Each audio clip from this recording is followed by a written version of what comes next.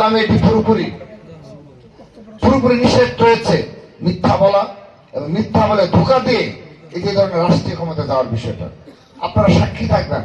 দেশ নেত্রী বেগম খালেদা জিয়া যখন প্রধানমন্ত্রী ছিলেন তখন তিনি বিভিন্ন শিক্ষা প্রতিষ্ঠানে মিড ডে মিলের ব্যবস্থা করেছিলেন। আপনার মনে আছে?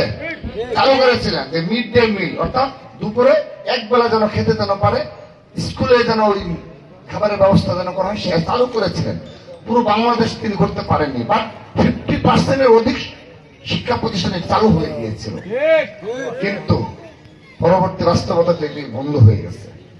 তো আমাদের তার সুযোগ্য উত্তরসূরি জনাব তারেক রহমান আবার কমিটমেন্ট করেছেন, তিনি আবারও এই মিড ডে মিল ইনশাআল্লাহ চালু করবেন ইনশাআল্লাহ।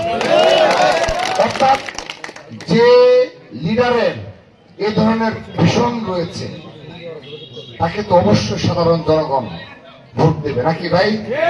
সে কারণে এই বিষয়গুলো ইতিমধ্যে গ্রামগঞ্জে পৌঁছে গেছে যে তারেক রহমানের এবং বিএনপি কি করতে চায় সাধারণ জনগণের জন্য। কিন্তু আল্লাহর রহমতে তিনি আরেকটি প্রতিজ্ঞা করেছেন, কমিটমেন্ট করেছেন। সেই কমিটমেন্টে কি?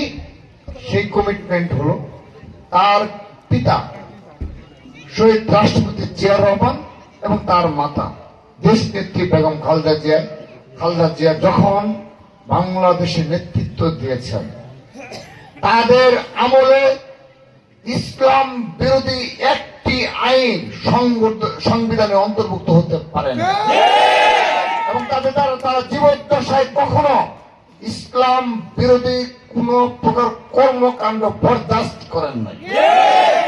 জনাব তারেক রহমানও কমিটমেন্ট করেছে যে তিনি যদি আল্লাহর রহমতে রাষ্ট্রীয় ক্ষমতা অধিষ্ঠিত হতে পারেন সাধারণ জনগণের ভোটে, এই বাংলাদেশে ইসলাম বিরোধী কোন আইন তৎপরের কথা, ইসলাম বিরোধী কোন কর্মকাণ্ড হতে পারবে না ইনশাআল্লাহ। কারণ তার পিতা এবং মাতার সুযোগ্য উত্তরসূরি তিনি। কিন্তু এটা বলে ইসলাম ধর্মের নামে তিনি আবার কিন্তু এই যে ভোটের যে রাজনীতি সেই কাজটা কিন্তু তিনি করছেন।